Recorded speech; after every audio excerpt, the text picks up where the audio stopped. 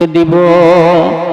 মহান আল্লাহ তাআলার কাছে গুনাহ করেছেন, অন্যায় করেছেন, অপরাধ করেছেন, আল্লাহ তাআলার কাছে যদি কাজ দিলে তওবা করে মাপ চান, অবশ্যই মহান আল্লাহ তিনি মাপ করে দিবেন।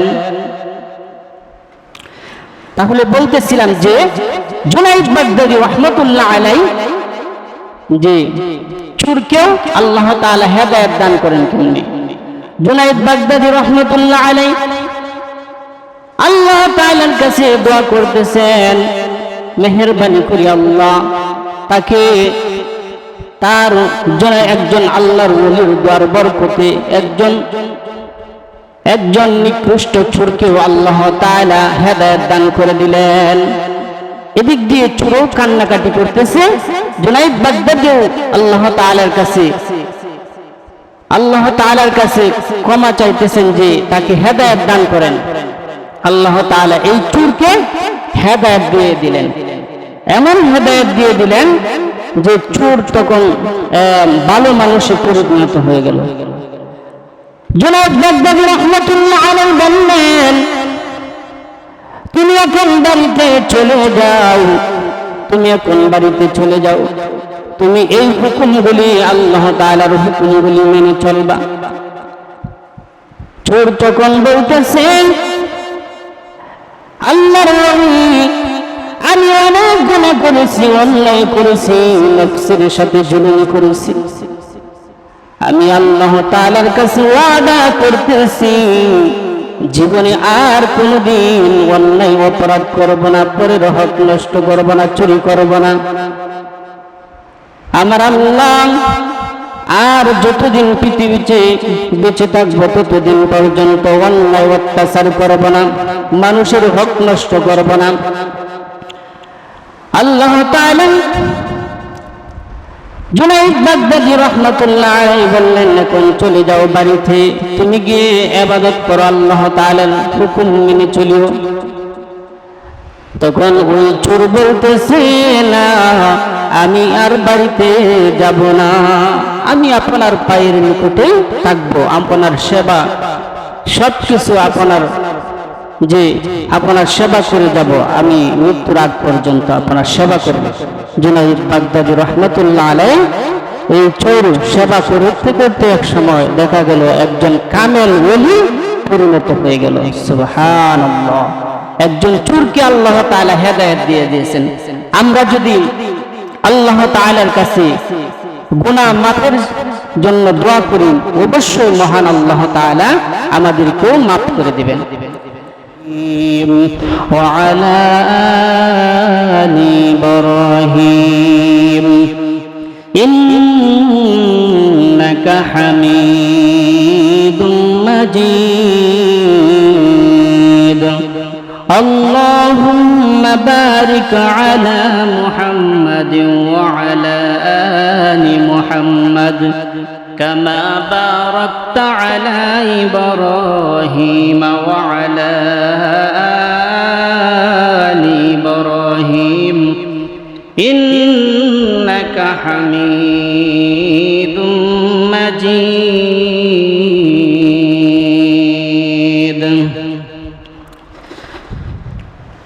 بلغ العلا بكماله كشف الدجى بجماله حسنت جميع خصاله صلوا عليه وآله بلغ العلا بكماله كشف الدجى بجماله حسنت جميع خصاله صلوا عليه وآله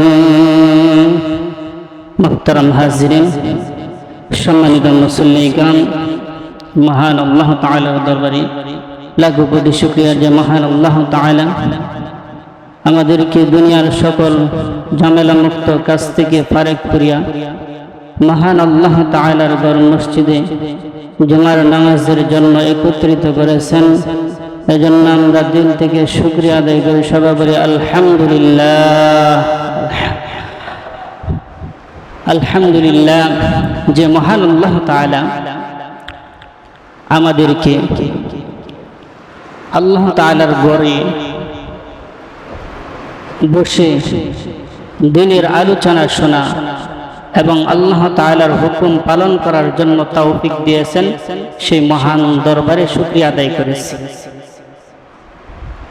আল্লাহ তাআলা বলেন, আমার বান্দা যখন আমার নিয়ামত পেয়ে নিয়ামতের শুকরিয়া আদায় করে, আমি আল্লাহ তাআলা বান্দার প্রতি খুশি হয়ে যাই এবং নিয়ামত আরো বেশি বাড়ায়া দেয়। মহান আল্লাহ তাআলা সেই নিয়ামতের শুকরগুজার আমরা আদায় করেছি, কারণ যেই হুকুমেই মানি না কেন মহান আল্লাহ তাআলার হুকুম ব্যতীত কোনো হুকুমেই হয় না।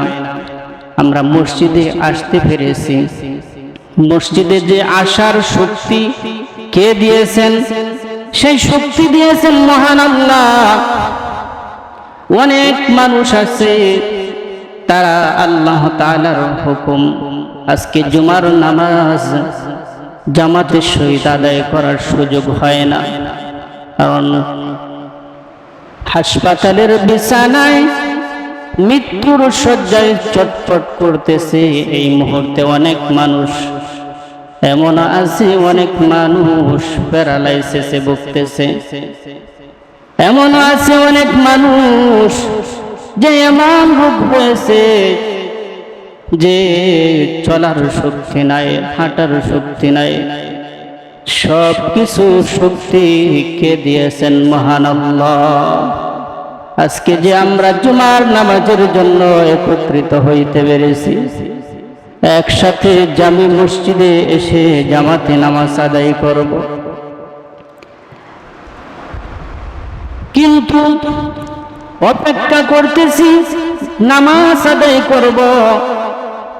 এই মুহূর্তে কারো আল্লাহ তাআলা কারো জানি মালাকুল মউত আজরাইল আলাইহিস সালাম পাঠায়া দেয়। অনেক মসজিদেও দেখা যায় নামাজরত অবস্থায়ও মৃত্যু হয়ে যায়। যাদের নামাজরত অবস্থায় মৃত্যু হয়ে যাবে তার মৃত্যুটা হচ্ছে আল্লাহর তরি জান্নাত, জান্নাতি মৃত্যু। ইবাদতের হালতে যখন মৃত্যু হয়ে যায়, এই মৃত্যুটাই হচ্ছে জান্নাতি মৃত্যু। আল্লাহ তাআলা আপনাদের সম্মুখে যে একখানা ছোট্ট আয়াতে কারিমা তেলাওয়াত করেছি, আল্লাহ তাআলা ব্যতীত কাউকে ভয় করা যাবে না। আল্লাহ তাআলা ব্যতীত কাউকে ভয় করা যাবে না। আল্লাহ তাআলা বলতেছেন, ইয়া আইয়ুহাল্লাযীনা আমানুত্তাকুল্লাহ, হে মুমিনগণ তোমরা ভয় করো আল্লাহ তাআলাকে। আল্লাহ তাআলার ভয় ব্যতীত কাউকে ভয় করা যাবে না। মহান আল্লাহ তাআলা এই কথাই বুঝিয়ে দিয়েছেন যে ভয় করে কারা? ভয় করে মুত্তাকি যারা, পরহেজগার ব্যক্তি যারা, মুমিন মুসলমান যারা, তারাই কিন্তু মহান আল্লাহ তাআলাকে ভয় করে। এই আয়াতে কারিমায় আল্লাহ তাআলা বলে দিয়েছেন, ইয়া আইয়ুহাল্লাযীনা আমানুত্তাকুল্লাহা হাক্কা তুকাতিহি ওয়া লা তামুতুন্না ইল্লা ওয়া আনতুম মুসলিমুন।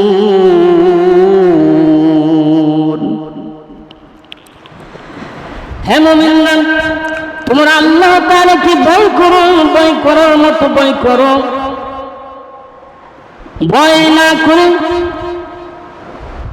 আল্লাহ তাআলাকে ভয় করা ব্যতীত মৃত্যুবরণ করিও না। আল্লাহ তাআলা বলতেছেন যে মুমিন মুসলমান না হয়ে মৃত্যুবরণ করিও না। যারা মুমিন মুসলমান হয়েছে তারাই মহান আল্লাহ তাআলাকে ভয় করে, তারাই আল্লাহ তাআলার রশিকে আঁকড়ে ধরেছে। এই রশি তারা এমন ভাবে ধরেছে যে রশি কোনোদিন বিনষ্ট হবে না, ধ্বংস হবে না। এই রশি দ্বারাই আল্লাহর তৈরি জান্নাতে যাওয়া সহজ হয়ে যাবে। যে আল্লাহ তাআলাকে ভয় করলে ভয় করার মতো ভয় করো। কারা ভয় করে? মুত্তাকিন পরহেজগার বান্দারাই আল্লাহ তাআলাকে ভয় করে, মুমিন মুসলমানরাই আল্লাহ তাআলাকে ভয় করে এবং আল্লাহ তাআলার রশি তারাই আঁকড়ে ধরেছে এবং যে আদেশ নিষেধগুলি তারাই মেনে চলে। যুগে যুগে আল্লাহ তাআলা অনেক পয়গম্বর রাসূল পাঠিয়েছেন, তারা ইসলামের জন্য দাওয়াত দিয়েছেন, দ্বীনের দাওয়াত দিয়েছেন। বর্তমান জামানায় আমরা নবী পাবো না, নবী নাই। নবীর ওয়ারিস হচ্ছে উলামায়ে কেরাম। উলামায়ে কেরাম তারা দ্বীনের কথা বলে, দ্বীনের দিকে চলার জন্য তারা উৎসাহ করে। এই দ্বীনের পথেই যারা চলবে, যারা সৎ পথে চলবে, তারাই দুনিয়া ও পরকালে শান্তিতে থাকবে। তারাই পরহেজগার মুত্তাকিন বান্দা। আল্লাহ তাআলাকে যারা ভয় করে, বেশি ভয় করে উলামায়ে কেরাম, আলেম উলামা, তারাই আল্লাহর রশিকে আটকে ধরেছে, দ্বীনের রশিকে আটকে ধরেছে, আল্লাহর রাসূলের তরিকাকে অনুসরণ করতেছে উলামায়ে কেরাম। তাদের অনুসরণে যারা চলবে তারাই লাভবান। কেমন লাভবান? একটা ঘটনা আপনাদের সম্মুখে বললে বুঝতে পারবেন। জুনাইদ বাগদাদী রাহমাতুল্লাহ আলাইহি বিখ্যাত বুজুর্গ ব্যক্তি ছিলেন। তিনি একবার রাতের বেলায় ওজিফা তেলাওয়াত করতেছেন, জিকির আজগার করতেছেন, একটা ঘরের কোনায় বসে, ঘরের কোনাতে বসে তিনি জিকির আজগার করতেছেন, তাসবিহ টানতেছেন। এমন অবস্থায় রাতের অন্ধকারে একজন চোর আসলো, শীতের চোর। যে আগে এখন তো বর্তমানে এরকম চুরি হয় না, কিন্তু আগে এই চুরি হইতো। ঘরের শীত কেটে ঘরের ভিতরে প্রবেশ করে মাল সামানা চুরি করে নিয়ে যাইত। এখন কিন্তু এরকম চুরি হয় না, কিন্তু আগে জামানায় এরকম চুরি হইতো। দেখা গেছে জুনাইদ বাগদাদী রাহমাতুল্লাহ আলাইহি তিনি ঘরের এক কোনায় বসে জিকির করতেছেন। এমত অবস্থায় একজন চোর সে শীত কেটে ঘরের ভিতরে প্রবেশ করলো। ঘরের ভিতরে প্রবেশ করিয়া ঘরের মধ্যে সমস্ত ঘর তন্ন তন্ন করে খুঁজতে লাগলেন জিনিসপত্র, মাল জামানা চুরি করার জন্য। কিন্তু সমস্ত ঘর খুঁজে কোথাও কোনো জিনিস না পেয়ে অজ্ঞতা নিরাশ হয়ে সে চলে যাচ্ছে। ঘরে সমস্ত ঘর খোঁজাখুঁজির পরেও কোনো জিনিস সে না পেয়ে নিরাশ হয়ে সে চলে যাচ্ছে। শীতের কাছাকাছি, শীতের সংকীর্ণ রাস্তা দিয়ে বের হওয়া অনেক সময় দরকার। শীতের কাছাকাছি যখন সে চোর গেল, তখনই জুনাইদ বাগদাদী রাহমাতুল্লাহ আলাইহি ঘরের এক কোণা থেকে সব কিছু দেখতেছে, চোরের অবস্থা। ঘরে তন্ন তন্ন করে খুঁজে কোথাও কোনো জিনিস না পেয়ে অজ্ঞতা নিরাশ হয়ে যখন চলে যাচ্ছে, এমত অবস্থায় জুনাইদ বাগদাদী এক কোণা থেকে ডাকলো, দাঁড়াও। এমনি ভাবে যখন অন্ধকার ঘরের মধ্যে আওয়াজ আসলো, চোর তখন চমকে গেল যে দাঁড়াও কে বলছে। ঘরে সমস্ত ঘরে কোনো কিছু পেলাম না। দেখা যায় অন্ধকার ঘরে আবার মানুষের বসবাস। চমকে গেল চোর। চোর যখন চমকে গেল, তখনই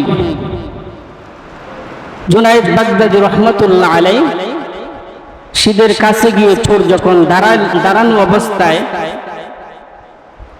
এমত অবস্থায় জুনায়েদ বাগদাদী কাছে গিয়ে বললেন, তুমি চুরি করতে এসেছিলে? চোর তখন বলল, জি, কোথাও কোনো জিনিস পেলাম না। চোরকে বললেন, দাঁড়াও, আমি ঘুরে খুঁজে দেখি কোনো জিনিস পাই কিনা। সমস্ত ঘর তন্ন তন্ন করে চোর খুঁজে কোনো কিছু না পেয়ে যখন নিরাশ হয়ে যাচ্ছে, এমত অবস্থায় জুনায়েদ বাগদাদী রহমতুল্লাহ আলাইহি চোরকে বললেন, আমি খুঁজে জিনিস দিয়ে দিই। তাহলে কেমন কথা, মালিক তাকে জিনিস দিয়ে দিবে। চোর দাঁড়িয়ে রইল। এমত অবস্থায় জুনায়েদ বাগদাদী রহমতুল্লাহ আলাইহি গড়ির কোণা থেকে তার যে মাটির যে একটা পাত্র দিয়ে তিনি ওযু করতেন সেটা নিয়ে আসলেন। জুনায়েদ বাগদাদী রহমতুল্লাহ আলাইহি চোরের নিকটে নিয়ে আসলেন। জুনায়েদ বাগদাদী রহমতুল্লাহ আলাইহি আল্লাহর ওলি চোরের নিকটে নিয়ে আসলেন। পাত্রটা নিয়ে এসে বললেন, ওই নাও, এটাই ঘরের মধ্যে ছিল, আর কোথাও কোনো জিনিস নাই, এটা নিয়ে নাও।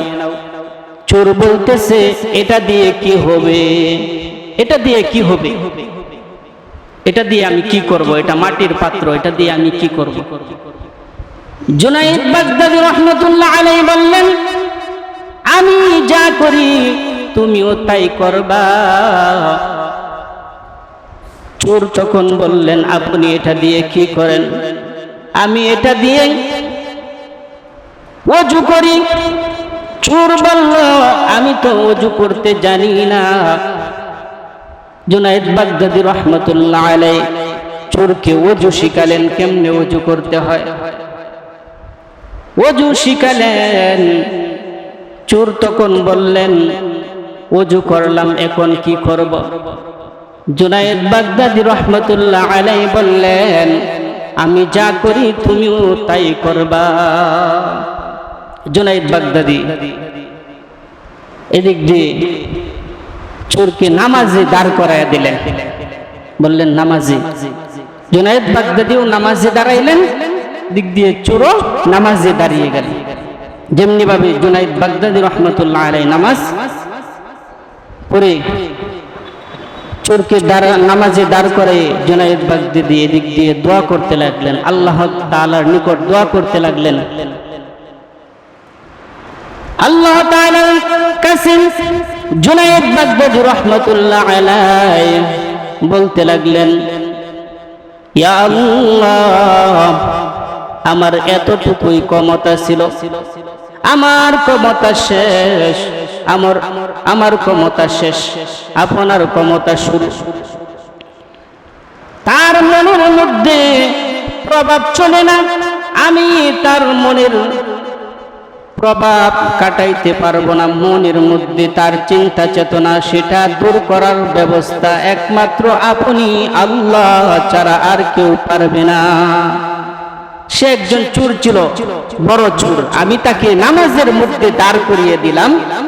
এখন তার মনের যে চুরি করার ইচ্ছা, সেটা দূর করার মালিক আপনি আল্লাহ। আমি নামাজের মধ্যে দাঁড় করাইয়া দিলাম, আপনি তাকে হেদায়েত দান করেন। জুনায়েদ বাগদাদী দোয়া করতে লাগলেন। এদিক দিয়ে চোর তখন নামাজের মধ্যে দাঁড়িয়ে আল্লাহ তাআলার কাছে সিজদায় পড়ে কান্নাকাটি করে কান্না জড়িত কণ্ঠে আল্লাহ তাআলার কাছে দোয়া করতে লাগলেন। চোরের চোখ দিয়ে অশ্রু দ্বারা পানি প্রবাহিত হইতে লাগলো, বুক বেশে পানি ঝরতে লাগলো চোখ দিয়ে। চোর তখন দোয়া করতেছেন, মহান আল্লাহ, জীবনে অনেক ভুল করেছি, অন্যায় করেছি, অপরাধ করেছি, মেহেরবানি করে আপনি আল্লাহ আমাকে মাফ করে দেন। আমি অনেক মানুষেরকে কষ্ট দিয়েছি, চুরি করে কষ্ট দিয়েছি, অন্যায় করেছি, নফসের সাথে জুলুম করেছি। মেহেরবানি করিয়া আপনি আল্লাহ আমাকে মাফ করিয়া দেন। চোর এরকম ভাবে দোয়া করতে লাগলেন। আজকে যদি আমরাও এরকম ভাবে তওবা করি যে মহান আল্লাহ তাআলার কাছে, যে জীবনে অতীতে অনেক গুনাহ করেছি, মহান আল্লাহ তাআলা এই তওবার খাতিরে যতবার তওবা করব ততবারই মহান আল্লাহ তাআলা কবুল করে নেবেন এবং সমস্ত গুনাহ মাফ করে দিবেন। সুবহানাল্লাহ, সবাই বলি সুবহানাল্লাহ। যে মহান আল্লাহ তাআলা মাফ করার ক্ষমতা, একজন চোর, একজন নিকৃষ্ট চোরকেও আল্লাহ তাআলা মাফ করে দিয়েছেন, কেন আমাদেরকে মাফ করবেন না? গুনার কারণে আল্লাহ তাআলার কাছে যদি অনুতপ্ত হয়ে মাফ চাই, তাহলে অবশ্যই মহান আল্লাহ তাআলা আমাদেরকে ক্ষমা করে দিবেন। সেই মাফ চাওয়ার মতো আল্লাহ তাআলার নিকট চাইতে হবে। মহান আল্লাহ তাআলা ক্ষমা করার দায়িত্ব মহান আল্লাহ তাআলার কাছে। আল্লাহ বলতেছেন, বান্দা আমার নিকট যদি তুমি ক্ষমা প্রার্থনা করো, আমার কাছে যদি মাপ চাও, আমি আল্লাহ তোমাকে মাফ করে দিব। মহান আল্লাহ তাআলার কাছে গুনাহ করেছেন, অন্যায় করেছেন, অপরাধ করেছেন, আল্লাহ তাআলার কাছে যদি কাজ দিলে তওবা করে মাপ চান, অবশ্যই মহান আল্লাহ তিনি মাফ করে দিবেন। তাহলে বলতেছিলাম যে জুনাইদ বাগদাদী রাহমাতুল্লাহ আলাইহি যে চোরকেও আল্লাহ তাআলা হেদায়েত দান করেন কেমনে? জুনাইদ বাগদাদী রাহমাতুল্লাহ আলাইহি আল্লাহ তাআলার কাছে দোয়া করতেছেন, মেহেরবানি করে আল্লাহ তাকে তার একজন আল্লাহর ওলির দোয়ার বরকতে একজন নিকৃষ্ট চোরকেও আল্লাহ তাআলা হেদায়েত দান করে দিলেন। এদিক দিয়ে চোরও কান্নাকাটি করতেছে, জুনাইদ বাগদাদীও আল্লাহ তাআলার কাছে ক্ষমা চাইতেছেন যে তাকে হেদায়েত দান করেন। আল্লাহ তাআলা এই চোরকে হেদায়েত দিয়ে দিলেন, এমন হেদায়েত দিয়ে দিলেন যে চোর তখন ভালো মানুষে পরিণত হয়ে গেল। জুনাইদ বাগদাদী রাহমাতুল্লাহ আলাইহি বললেন, তুমি এখন বাড়িতে চলে যাও, তুমি এই হুকুমগুলি, আল্লাহ তাআলার হুকুমগুলি মেনে চলবা। চোর তখন বলতেছেন, আল্লাহর ওলি, আমি অনেক গুনাহ করেছি, অন্যায় করেছি, নফসের সাথে জুলুম করেছি, আমি আল্লাহ তাআলার কাছে ওয়াদা করতেছি জীবনে আর কোনদিন অন্যায় অপরাধ করব না, পরের হক নষ্ট করব না, চুরি করব না। আমার আল্লাহ আর যতদিন পৃথিবীতে বেঁচে থাকবো ততদিন পর্যন্ত অন্যায় অত্যাচার করব না, মানুষের হক নষ্ট করব না। আল্লাহ তাআলা জুনাইদ বাগদাদী রাহমাতুল্লাহ আলাইহি বললেন, এখন চলে যাও বাড়িতে, তুমি গিয়ে ইবাদত করো, আল্লাহ তাআলার হুকুম মেনে চলিও। তখন ওই চোর বলতেছে, না, আমি আর বাড়িতে যাব না, আমি আপনার পায়ের নিকটে থাকবো, আপনার সেবা সবকিছু আপনার সেবা করে যাব, আমি মৃত্যুর আগ পর্যন্ত আপনার সেবা করব। জুনাইদ বাগদাদী রাহমাতুল্লাহ আলাইহি এই চোর সেবা করতে করতে এক সময় দেখা গেল একজন কামেল ওলি পরিণত হয়ে গেল। সুবহানাল্লাহ, একজন চোরকে আল্লাহ তাআলা হেদায়েত দিয়ে দিয়েছেন। আমরা যদি আল্লাহ তাআলার কাছে গুনাহ মাফের জন্য দোয়া করি, অবশ্যই মহান আল্লাহ তাআলা আমাদেরকেও মাফ করে দিবেন। তাহলে আয়াতে কারিমা বলতেছিলাম, আল্লাহ তাআলা বলতেছেন, ইয়া আইয়ুহাল্লাযীনা আমানুত্তাকুল্লাহা হাক্কা তুকাতিহি ওয়া লা তামুতুন্না ইল্লা ওয়া আনতুম মুসলিমুন।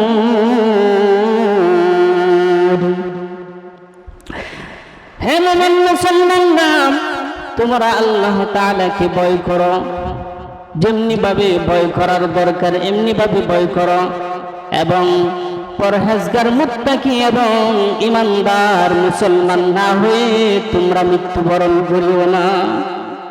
কারণ আল্লাহ তাআলার নাফরমানি যারা করবে, মহান আল্লাহ তাআলা কাল হাসরের ময়দানে তার জন্য জাহান্নাম তৈরি করে রেখেছেন। যারা আল্লাহ তাআলার হুকুম অমান্য করতে চলবে তাদের জন্য জাহান্নাম, যারা আল্লাহ তাআলার হুকুম মেনে চলবে তাদের জন্য আল্লাহ তাআলা জান্নাত বরাদ্দ রেখেছেন। সকলের জন্য আল্লাহ তাআলা জান্নাত রেখেছেন। বেদিন মুশরিক কাফেরদের জন্য আল্লাহ তাআলা জান্নাত বরাদ্দ রেখেছেন, কিন্তু তাদের কৃতকর্মের কারণে তারা জান্নাত পাবে না, জাহান্নামে চলে যাবে। তাদের জান্নাতগুলি মহান আল্লাহ তাআলা মুমিন মুসলমান যারা ঈমানদার, যারা আল্লাহর হুকুম মেনে চলবে তাদের জন্য তাদের জান্নাতগুলি অতিরিক্ত বরাদ্দ রেখে দিবেন, এবং তাদের জান্নাতগুলি বোনাস স্বরূপ আল্লাহ তাআলা মুমিন মুসলমানদেরকে দিয়ে দিবেন। আল্লাহ তাআলা এমন জান্নাত তৈরি করেছেন যে জান্নাত এই দুনিয়ার সাধারণ মানুষকে, সাধারণ মুমিনদেরকেও যে জান্নাত দান করবেন, এই দুনিয়ার 10টা দুনিয়ার সমান একটা জান্নাত। তাহলে যারা আল্লাহ তাআলার পরিপূর্ণ হুকুম মেনে চলল এবং আল্লাহ তাআলার নাফরমানি থেকে বিরত রইল এবং আলেম হলো এবং হাফেজে কোরআন হলো, তাদের জন্য কত বিশাল জান্নাত আল্লাহ রেখেছেন। দুনিয়ার দিকেই তাকাইলে দেখা যায় যে যারা ধনী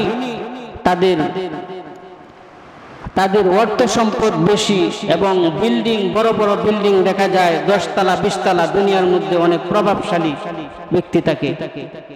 আর যারা নিচু শ্রেণীর লোক তাদের জন্য শুধু একটা টাকার জন্য একটা ডোরা দিয়ে তৈরি করা, কাপ করে দিয়ে একটা বাঁশ দিয়ে একটা তৈরি করা ঘর, টিন দিয়ে উপরে চেলা, এরকমও ব্যক্তি দুনিয়াতে বাস করে, গরিব অসহায়। ওই অসহায় ব্যক্তিও যদি আল্লাহ তাআলার হুকুম অনুযায়ী চলে তাহলে আল্লাহ তাআলা এই দুনিয়ার 10টা দুনিয়ার সমান একটা জান্নাত মহান আল্লাহ তাআলা দান করবেন। সুবহানাল্লাহ, সবাই বলি সুবহানাল্লাহ। যে আল্লাহ তাআলা আমাদের জন্য জান্নাত রেখেছেন, এই জান্নাত দুনিয়া থেকে আমরা কামাই করতে হবে, দুনিয়া থেকেই সংগ্রহ করে যেতে হবে। আল্লাহ তাআলার হুকুম অনুযায়ী চললে আল্লাহ তাআলার পরে জান্নাতে যাইতে পারবো।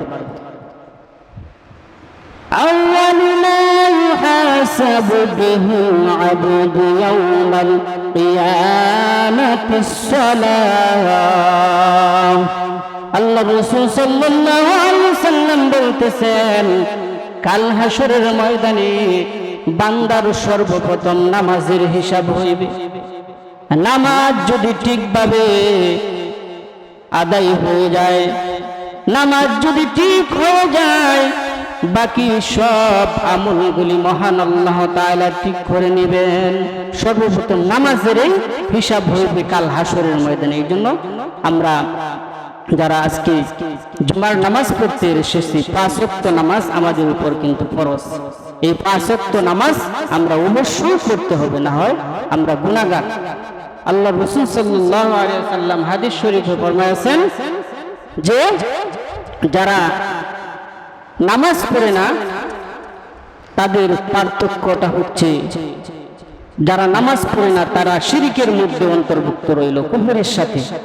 কারণ বেদিন মুশরিকরা তারাও কিন্তু নামাজ পড়ে না। আমরা মুসলমান হয়ে নামাজ না পড়লে বেদিন মুশরিকদের সাথে শরীক হয়ে গেলাম। এজন্য নামাজ অবশ্যই পড়তে হবে। 5 ওয়াক্ত নামাজ যেন আমরা গুরুত্ব সহকারে জামাতের সহিত মসজিদে এসে পড়তে পারি। আল্লাহ তাআলা সবাইকে তৌফিক দান করে। সবাই বলি আমিন। ওয়া আখিরু দাওয়ানা আলহামদুলিল্লাহি রাব্বিল আলামিন।